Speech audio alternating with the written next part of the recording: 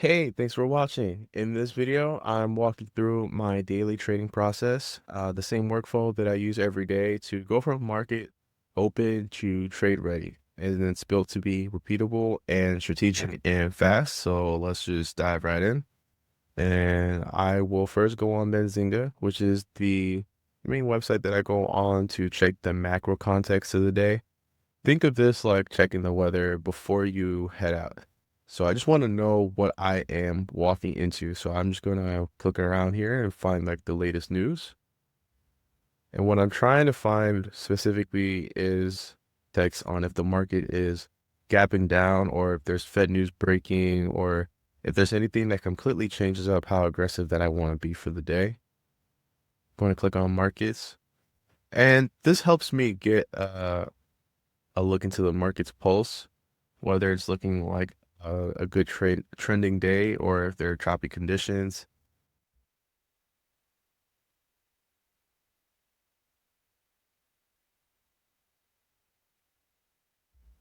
Then I'll move on to Yahoo Finance. Yahoo Finance is really good. I skim the top stories on Yahoo Finance just to check to see if SPY is gapping up or down.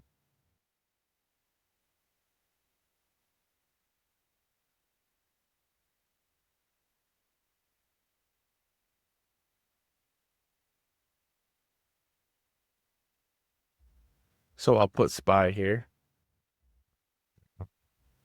opening up. I check to see if SPY is gapping up or down.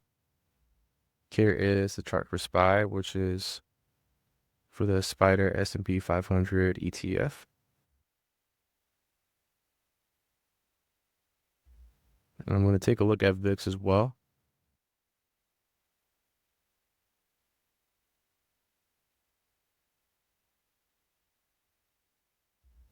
So I try to do this as quickly as possible in the morning. And as you can see here, there was a dip here last Friday. And we're going to recover over time.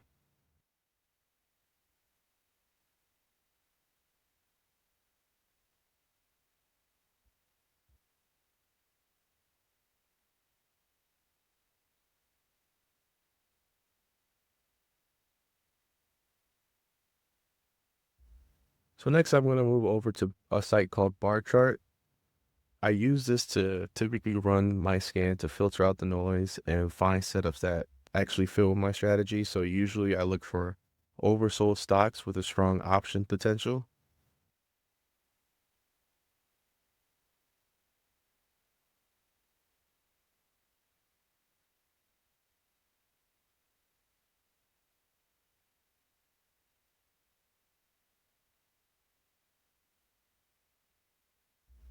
So I definitely recommend just taking a look at this site whenever you guys have the chance. So they have a screener here that's really good.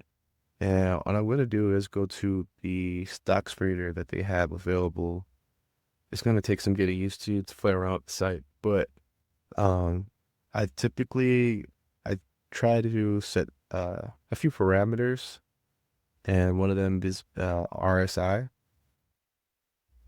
So I'll type that in here.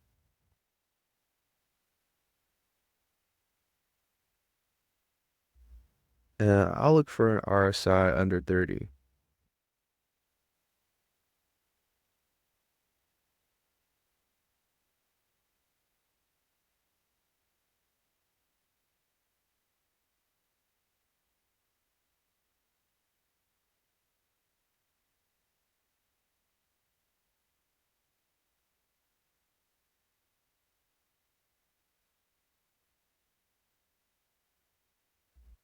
Okay, get it there. Sweet, click add. Now for the next one, we're going to add a last price filter. And typically I like to avoid the low volume penny stocks.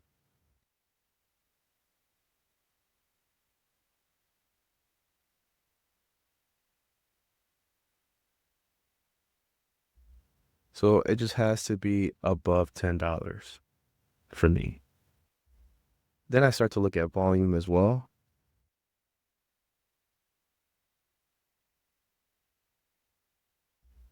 And I'll make sure that the volume is more than 500,000 just for decent liquidity.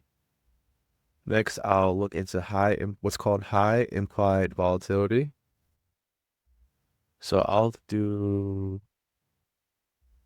greater than 10%.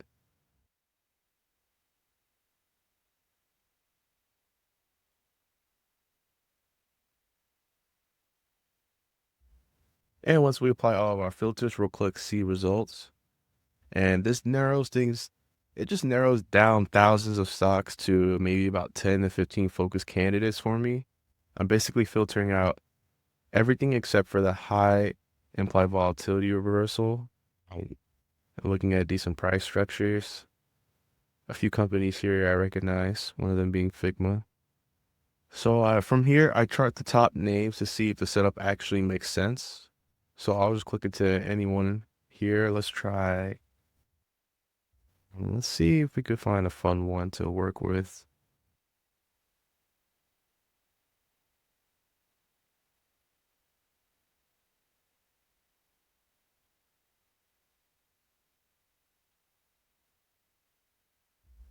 Cool. And now we have SBAC here. We see the relative strength here. RSI is just under 30, confirming that it's oversold. This is how it looks for the past 3 months. I'll look into the past month here. So we see the price is just bouncing near support. You have a clear candle structure. When I click the 1-day window, the candles are a lot easier to look at. And a clean candle basically means that the price action looks decisive, like this one here, and not messy. So think of it like a hammer candle, and it shows that sellers tried to push lower, but buyers stepped in and drove it back up, like over here. That's the kind of conviction that I want to see with the stock.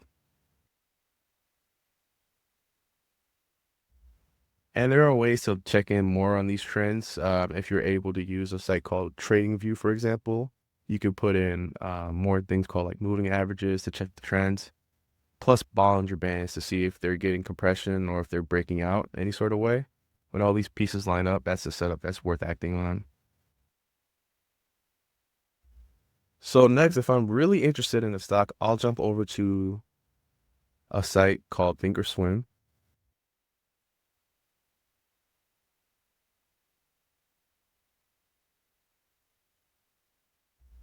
So I'm in my Thinkorswim paper account, and this is where I spend a lot of time just practicing my trades. I'll click on charts here and I'll play around with the symbol that we found. It was SBAC. Here, the charting is a little bit more simple for me.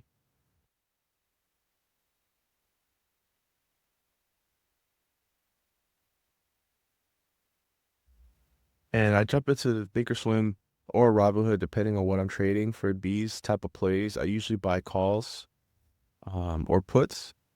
I size every trade around like a fixed price. I'll set my limit for 201, and then I'll click send.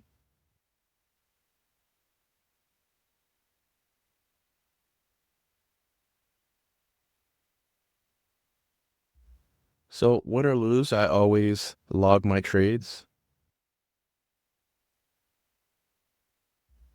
Win or lose, I always log my trades. So I'll track what I saw, what actually happened, and grade each trade as a yellow, red, or green trade based on how well I followed my plan. And it just helps me decide whether or not I made money or not.